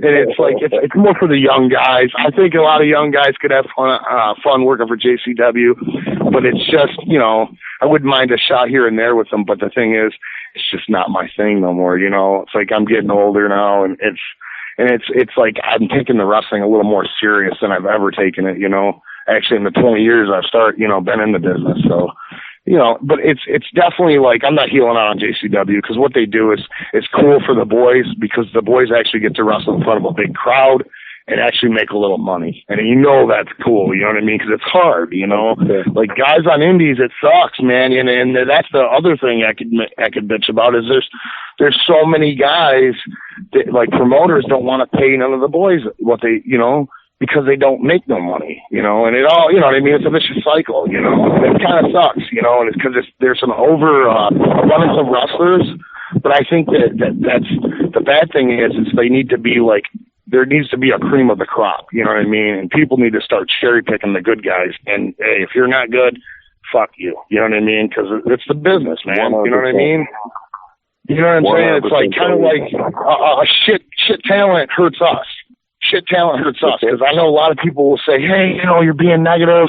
You're talking shit about all these other wrestling promoters or this promoter or this wrestler or this guy. But if you're shit, you're shitting on what we do, you know, and if you're passionate about it, you do get upset. You know what I mean? Drew, you can attest. You know, like you see these wannabe wrestlers kind of like, you know what I mean? And it's just kind of like, you don't know what it's about, do you, kid? You know, because you know in 1996 or 1997, pretty much over 70% of the guys that we know in the business or been around wouldn't be here. That's how many would not be here, and that's the difference in the business was. It was like it was more like that club that you need to know the secret password to. And now it's like, well, look up on Facebook, the password's right there. You know what I mean? And that's the bad part, It's like things need to be more tighter. And I never, ever will believe that kayfabe is dead. I don't give a shit if Austin tells you that wrestling was fake and this bullshit. Kayfabe is there, and that's the problem. Is the youth movement in wrestling, they need to understand that, start kayfabing and taking pride in what we do. Don't give away the business.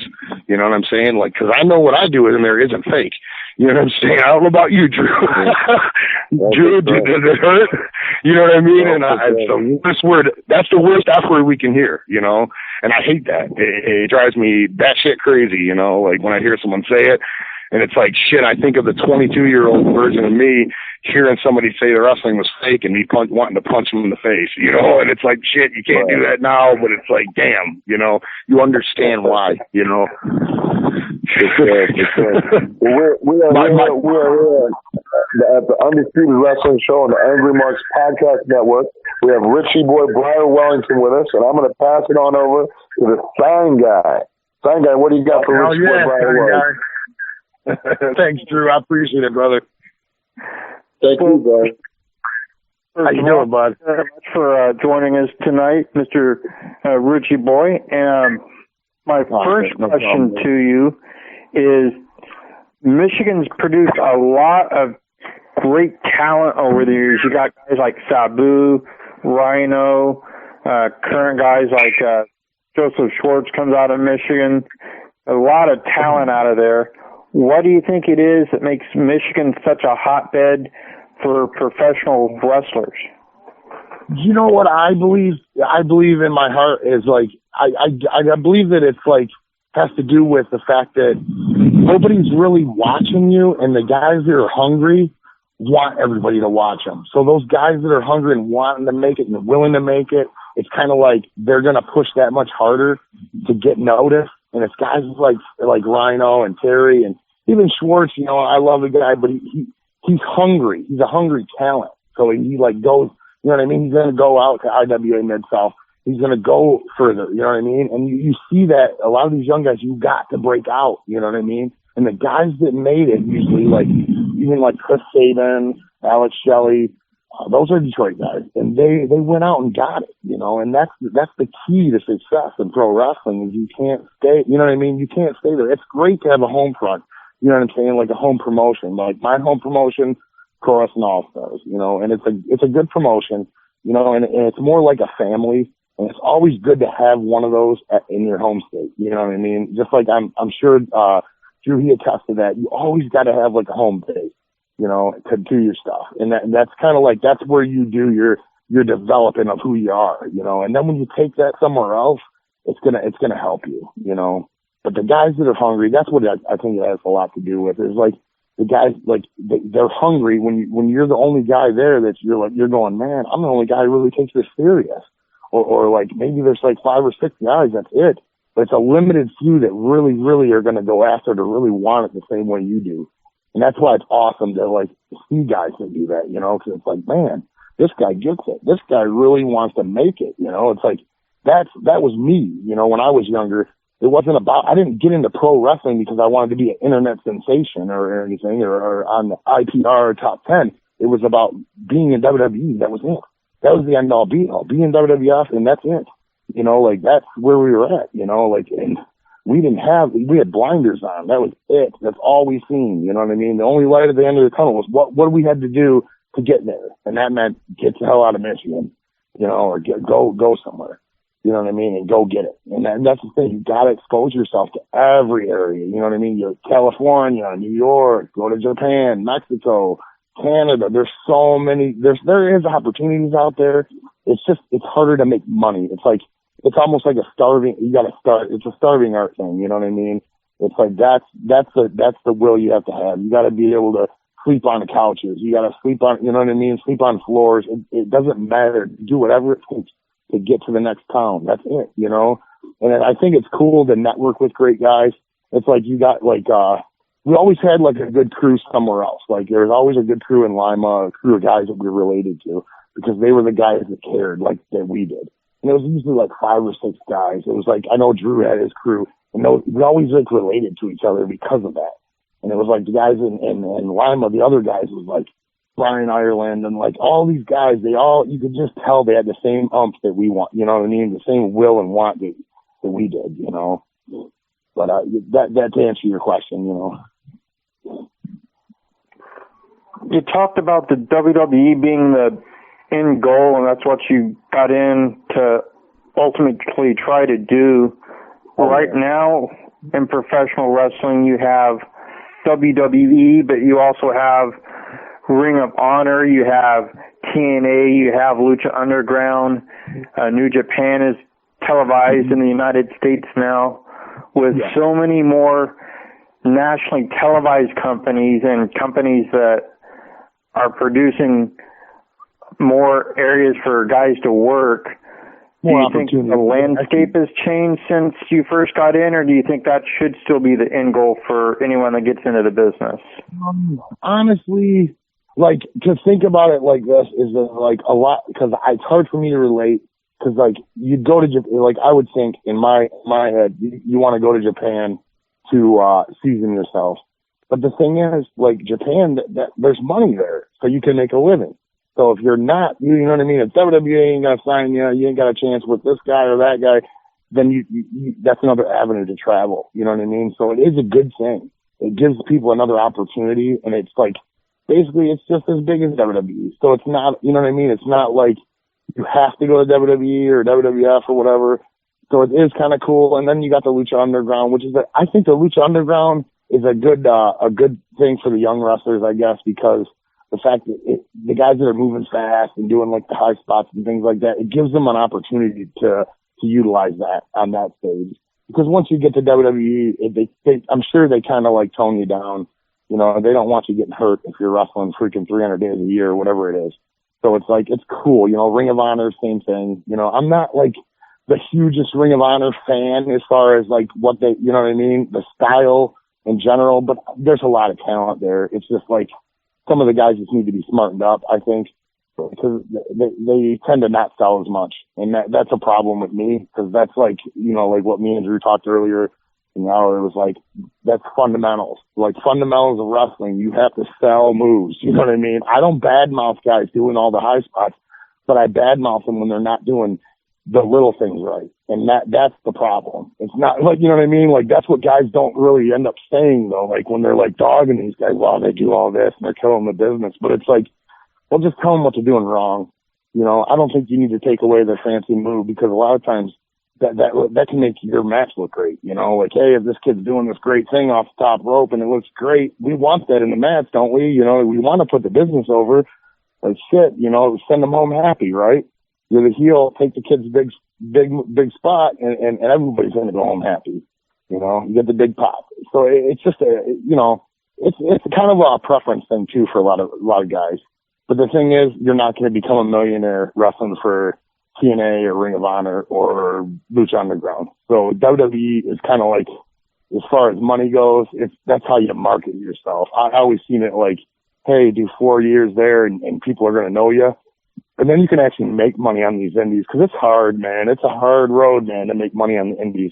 You've got to have something that sells you, that makes you worth something to these indie promoters. And a lot of these indie promoters take advantage, you know, because it's like, well, they know a lot of half the indie guys on a show would work for free, and which I love that. It's passion. They're passionate and they love the business, but and all in all, you still got to pay your bills. You know what I'm saying? And it's like, that's the problem you run into, you know, and it's just like, and it's not necessarily the promoter's fault, because a lot of these promoters are either, you know what I mean, either they're running a show because they love wrestling, and the fact is they just want to put a show on. So I can't really take it from them. It's kind of like a weird thing, you know what I mean? But you see it everywhere, you know what I mean? You see great guys that are promoting shows that just ain't making the money because the people sometimes ain't going to be there. And then sometimes, you know, things pick up, but it's like, I've seen a lot of my good friends lose money running shows. And it sucks because then everybody, you hear all the wrestlers talking, oh, well, we didn't get paid this, we didn't get paid that. But it's like, well, shit, dude, if, you know, like the only way you can really bitch about that, really, honestly, is if you drew 100 people. You know what I'm saying? Then you can say, well, 100 people came to see Richie Boy, and they all got Richie Boy signs and Richie Boy t-shirts. That's the only way I can really bitch about that. You know what I mean? You can't bitch about it if no one came to see you, because honestly, you didn't sell no tickets, and that's my opinion on that, you know. And it's kind of, you know, opinion I just kind of simmered between the last couple of years now, you know. Now that I'm kind of like working more on the indies than anything. Like I've kind of taken time off, like in between, you know, but it's like I'm still going strong, you know. I'm healthy, I can say that. So. Well, at this time, I'm going to pass things right along over to the incredible Hulk, Will Huckabee. Thank you, Sean. Thank you, Sean, guy. My first question is this, because we can tell from this interview that you still pay attention to what's going on in professional wrestling and stuff. What is your? Go ahead. I'm sorry. You're asking me if I still pay attention to what's going on in professional wrestling, like what presently, like who's the champ in Ring of Honor, who's the champ in WWE, all that? Is that what you're asking me? Oh, no. I was saying, I was actually giving you a compliment before the question came. Because you pay attention to just more to what's going on in the big companies. But obviously you know what's going on in Michigan wrestling and stuff, and in parts of the Midwest and everything. What is your opinion about guys, you know, who have just as much experience as you? And you've already talked about the gentlemen who like to badmouth the younger generation. But what is your opinion about guys who have just as much experience as you, and still do shows and they do the fan fest and everything, but they don't keep up with the current state of professional wrestling, both WWE and ROH and stuff, but also in the indies? I'm so glad you asked that question, dude, to be honest, because I gotta lay this out like the right way. And it's like, dude, I think I just watched this Jim Cornette shoot. And it's like, man, he's such a negative guy about the new shit. But I understand what he's saying. And it's kind of like my same opinion on that, you know. It's like, look, you know, like, respect what we do, you know what I'm saying, and put it over what we do. But, like, honestly, some of the old guys tend to not want to change, you know what I'm saying, like, with the time. Like, you know what I'm saying? You're not going to have the same gimmicks. Like, you know, like, look at the way wrestling was, dude, like 94 or something like that. I think that was the year WWE was terrible. Like, they fucking had some of the worst gimmicks. I think it was like 92 through 94. It was terrible. I mean, nothing was believable. None of the gimmicks were believable. But, and a lot of these, like, it was like wrestling had to change, man. It had to get darker and a little more gothy type. You know, not gothy exactly, but it's like, it had to be edgier, you know, or people weren't going to believe it. It kind of reminds me of, this is a great analogy of this, okay? There's this park, okay? It's up in Irish Hills. And, like, when I was a kid, I swear to God, these fucking dinosaurs that they had up there looked fucking real. It was like that. It was Jurassic fucking Park up there, right? I go to it now. I'm 37. I go to it now. I look at the same dinosaurs, and this shit looked terrible. I mean, they look like paper fucking mache dinosaurs. Now, you got to remember that. That's the same thing that happens with everybody. As we get older, we get smarter. So that our audience, the same audience that was watching wrestling for 20 years or whatever, gets smarter to what we're doing, you know? So things got to change, you know? Like, things have to change. But the bottom line is, and the biggest problem is like the young kids are kind of forgetting about the fundamentals. Like, they're never learning the little things before they move up to the big things. You know what I'm saying? Like, we have a rule at my wrestling school that when you walked in, that the number one thing you don't do for the first, like, 3 or 4 months, you do not step on the bottom rope, let alone the top rope. You know what I mean? And kind of back to, like, the whole, like, vets kind of dogging wrestling to where it is now. And, like, other vets, a lot of the other vets seem to, like, carry a bitter thing going. You know what I mean? Some of them seem to be bitter about the business. Maybe they didn't make it. And it's like, I can relate. I was bitter at one time. But the problem is, it's like, you got to relax, man. Take it easy. Like, these kids still love wrestling. And in order to help them, you kind of do have to relate to them a little bit and say, well, you know, what are these kids watching? Turn on Ring of Honor, turn on NXT, and see what the fuck these guys are doing. If they're doing it wrong, you know what?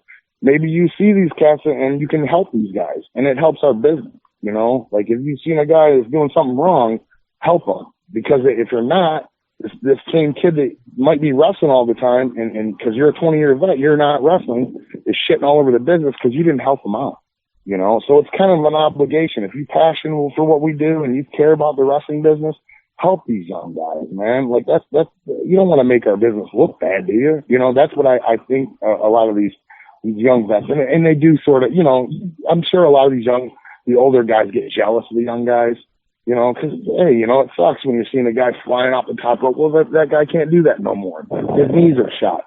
His back's shot because he put his time in. And that's where that's where it's really a fickle line, you know, because it's like then you do get these young guys that are fucking cocky little fucking pricks. Like, they don't give a shit. They have no respect for fucking nobody. They don't shake nobody's fucking hand. It's like, goddamn, you know it all because you read it all on the internet. You know pro wrestling because you fucking ordered your tapes from fucking highspots.com. You're ready to go, right? You know the business. No, you don't. You know what I mean? Just because you watched the fucking shoot interview doesn't mean you know what I'm saying? But that's the big problem I see with the youth movement in wrestling, the young guys. It's like they just need to shut the fuck up. Now, I'm asking because I was going to ask you this, Mr. Wellington, because I live here in North Carolina and stuff. And where I live, there's a huge resurgence of guys teaming up with what you would call a greenie and stuff, and taking them on the road with you and stuff. I know myself, I've done that several times where I've taken a greenhorn and said, hey, I got a couple open spots in the car. Anybody want to ride me to a show? You might not get a booking, but you'll make your connections. You'll get your face out there, and of course, you know this is indie wrestling, and people cancel all the time. With your wrestling school, I was going to ask you, with your wrestling school, do you really push that motto of making sure guys get in the car, green guys get in the car with the older guys, with the guys who have more experience, and getting their faces and their names out there, and meeting the promoters and meeting more of the boys in different areas? Well, the number one thing I push these kids is to get a fucking car, actually. But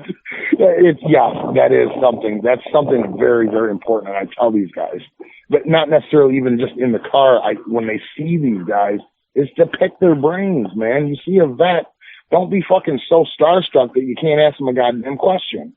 And yes, when you get an opportunity to ride with a vet, get the fuck in the car and go. Especially if you're 21 and you don't got responsibilities. Shit, man, jump in the car and learn from these guys. It's like, I think I did a show a couple weeks ago with Tracy Smothers, and it was like, this fucking guy is a legend, dude. Like, it doesn't, you know what I'm saying? And a lot of the young guys, I know, they look at him, you know, he's all crippled up, he don't look the same, blah, blah, blah. They're worried about that. And I'm like, motherfucker, it ain't about how he looks, motherfucker. It's how he works, dude. It's what he's got in the brain, you know? This guy's packing knowledge that you'll fucking never learn, dude. You'll never see the same shit that guy's seen. Same with like the Rock and Roll Express or even like Jamie Dundee or there's so many good vets, man. There is good vets that are knowledgeable. You know, like Drew's trainer, Izzy High, fucking great, dude. Kickboxer, he always grabbed young guys. He did that, you know, like that's a guy I remember, like, I think it was like 2001 or 2002. I go to his house. He's got 5 or 6 of the green kids just around him, you know, like under the learning tree. And that kind of stuff right there, it was such an awesome thing to see, you know, and it's like guys like that, when the green guys gravitate to the vets, it's awesome, you know, and it's up to the vet though too. The vet has a responsibility too though, is you got to show these young kids the right way. You know what I'm saying? When you're a veteran, you kind of carry the responsibility. It ain't just about, hey, this is what we do in the business. We fucking party. This is it. No, you show them the right thing to do. You know what I mean? You got to be the example. That means like, hey, you know, like when you're downtime, hey, hit the fucking gym every once in a while. Like it's not a cardinal sin to go to the gym, you know, or get a gym membership and train. You know, like that's important to them. You know, you can't just be like, well, all wrestlers do this, all wrestlers party, and that's how you get in. Because then the guys get this mindset where it's kind of like the high school thing, hanging out with the cool kids. I see that in pro wrestling a lot. I seen it when I was starting for sure. You know, like it was almost like, I even thought that, you know what I mean? When I was like 19 or something. Like, I think I was hanging out with the guys and I'm like, oh shit, I'm smoking weed with the vets. And I thought I was so badass, you know, I was like, holy shit, I'm in. That didn't make me in. You know what I'm saying? Well, make you in is showing that you can work. And like taking the shit you absorbed from a guy that was talking, like the vets that were talking and teaching you, taking that and showing that you learned, that you can do it in the ring. And that, man, it's fucking awesome, dude. There's a young guy progress and get better. Yeah. There's nothing more rewarding than that. Oh yeah, man. Now one more question before I pass it back to Drew and get your social media stuff. And I'm of course, you know, social media is huge and stuff, man. And me myself personally, I'm always giving guys advice as far as social media is concerned, because it's so easy to lose a spot or lose an opportunity just because of an offhand comment you might have made on Facebook or Twitter. Mm-hmm. For your students, do you stress the importance of being socially responsible on social media? I don't necessarily say the responsibility because I kind of tend to try to stay out of their business, but it's like a lot of times, like, because you see that with anything, like, I mean, social media is kind of weird. You hear some fucking kid, he's depressed. I'm depressed. I got a gun in my fucking mouth. And you're like, well, fuck you, pull the trigger. That's the comment, right? But, you know, like, honestly, as a young guy, yes, I do kind of, I've talked to the guys before about it. It's like kind of like kayfabe. If you're running a site on Facebook and it's like your character that you're playing for wrestling, don't talk about stupid shit. Don't talk about your girlfriend leaving you and your dog dying on Sunday. Talk about your fucking show that's coming up on the next Saturday. You know what I'm saying? It's like, I see this so much. We used to get on the kids, you know, we're like, dude, post that we have a show coming up. You know what I mean? That's what you do, and use the social media to get bookings. And that's what's kind of cool about social media. And I can tell you that is, I can attest to that. That is the best thing about Facebook and the social media and the Twitter and stuff, is it does help you get your name out. It's kind of like free advertising. And that's what I always tell the kids is like, this is free advertising, guys. And I even heard it in the locker room too, when I was in Clarksville with, Ian Rotten. It was like, dude, he tells his guys, and he's right. He's like, he tells them, hey, fucking, you know, pop my show, you know, like when we're doing it, work your gimmick on the fucking deal, you know. I think Schwartz likes to do it. He gets over it. It's pretty cool, you know. A lot of guys do it. They kind of do their heel shit.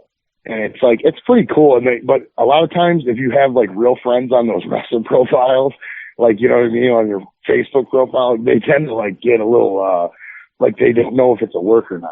So that's the only thing that you run into. But all in all, I think it's great. And I think you should use that social media, especially if you're a young guy, dude. Like, use the social media. Like, goddamn, you can get a hold of anybody in any country, whatever, you know, and like figure it out, you know. It's the easiest thing, you know. That's one thing I can tell you. I love social media. I've actually made a lot of money with wrestling because of social media. So I can. Well, with that being said, I'm going to hand it back to Drew to go ahead and wrap this up. It's been a pleasure talking to you. Drew, what do you have? Well, Breyer, man, speaking of social media, let everybody know, let all the listeners know where they can follow you at. Oh, follow me at Facebook on Breyer Wellington. My name on Facebook is Breyer Wellington. And, dude, I use it. It's basically my fan site. I don't really run a regular fan site like that. I do all my wrestling. It's all through, like, Breyer Wellington on Facebook. I don't do the Twitter yet. I mean, we were working on it, and I got a little sidetracked. But as far as that, as I'm concerned, it's like, dude, Facebook's where it's at as far as, you know, getting your name out. Plus, I'm new to computers, you know. I'm old school, so.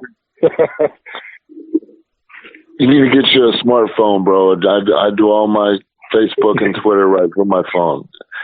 Yeah, I do, but they keep upgrading these things. Like, it's like shit. Like they're already like, I show somebody my you know, like the iPhone or whatever it is, and they're like, dude, that thing's fucking outdated. It's old. I'm like, what the hell, man?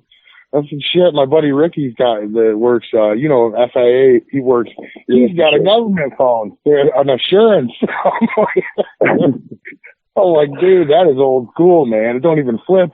This thing you just pull out of your pocket. It's got little buttons on it, dude. I couldn't picture Drew Stills typing on that thing with them big fingers, dude. No way. Josh, Rod Street's got one of those crazy phones too. No risk. Like you can't even see pictures or whatever. It's like, holy crap, dude. This Dynasty, it's a relic. But no, I'm going to be getting a new phone. So I usually try to post on there and like talk about what I'm doing. I mean, I bet it's a little easy, but Breyer Wellington, he's still breathing, brother. I got my knees are still working good and the back's still good. So you'll be seeing a lot more Breyer Wellington. You talked a little earlier about Pro Wrestling All Stars. You're currently the champion there. What event you got coming up? Okay, we got one on June 24th at the Front Row Bar, sports bar in Southgate, Michigan. I'll be wrestling a guy you're familiar with, Jack Thriller, the former champ. Should be a really good show. It's kind of a new venue. So, and then the big one's coming up. That's July 22nd. I get to settle the score with one of my heroes and an icon in pro wrestling, Shane Douglas. So that's July 22nd. And that one's at Play Atlantis in Melvindale. The show starts at 7:30, I believe. Should be a really good show, though. Right on, man. And last time I was at Pro Wrestling All Stars, I won the Wrestle Bowl. So I have a contract that I can cash in. So, win that match with Shane Douglas, and we'll see what's up. Oh, hell yeah, Drew. Definitely, man. We got to get you back, man. We got to bring you back, man. I've been pulling for you guys for freaking months and months and months and months. Like, man, bring in you, Apollo, and Remy, dude. I think that's a good idea. Yeah, I think we were headed to Us and the Threat, and then now you're singles, so we're gonna have to get it on. Well, what's going on right now is the Threat's still around, so we can make it happen, Drew. We got to be the catalyst. We got to be the catalyst and show these young boys how to work. You know, we can be the examples. For sure. Well, Breyer, man, I really appreciate you coming on and telling your story to everybody, and it's been a blast, brother. I really appreciate it. Oh, yeah, I appreciate it, Drew. We'll definitely do this again, man. I appreciate it. You had me on, man. Tell the other guys I really appreciate talking to them, too. For sure. The Undisputed Wrestling Show, baby. Breyer Wellington plugs it. I love it. Right on, man. The Undisputed King of Status, Richie Boy, Breyer Wellington, on the show tonight. Thank you, Breyer. Sound guy, Will Huckabee. What else you guys got left for tonight? Well, I think we had a tremendous show tonight, Drew. I think it went really, really well. I know this will be sad for you. We're taking a week off of Total Dudes this week. We'll be back next week with Brad Lehman as our guest. And I'll be back Sunday at NWA Blue Collar. We have one of the Youngbloods, Chris Youngblood, coming in.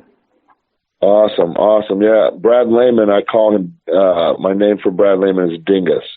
So when he's on the show, tell Dingus that I said what's up. Definitely will. Well, Huckabee, how about you? What do you got coming up? Oh, man, I have such a huge, busy weekend, man. Friday, I am in East Bay, West Virginia for Mega Championship Wrestling. Once again, the Sound of Fury taking on, some random jabron tag team and stuff and beating the brakes out of them and taking their lunch money. But Saturday, I'm super excited about Saturday. Is WVCW, where I'm the WVCW champion and stuff, man. It's a huge annual show, Miracle on the Mountain. It's a show that has grown near and dear to my heart because it's a charity for cystic fibrosis, which besides Autism Speaks, I am a huge supporter of any charity that supports cystic fibrosis because I have a childhood friend who suffers from it. But it's the Miracle on the Mountain show. I'm facing the Rockwilder, Arn Anderson. I'm sorry, not Arn Anderson. I'm sorry, C.W. Anderson. I apologize. Arn Anderson. No, not Arn Anderson. I said C.W. I'm sorry, C.W. Anderson. Saturday afternoon. So Saturday night, I'm sorry. In Bluefield, West Virginia. And then Sunday, I'm at USIWF, which is a really cool training school and stuff, man. They're having their actual first live show, open to the public and stuff, man, at their training school. Josh Gary runs an amazing training school. A lot of his trainees are on shows every week all across North Carolina and Virginia and stuff. So I'm really excited to do that show also. Cool, man. Well, I'm looking forward to this weekend because on Saturday I'm getting on a jet plane and I'm going to Jamaica for a week. Me and my lady taking a little vacation.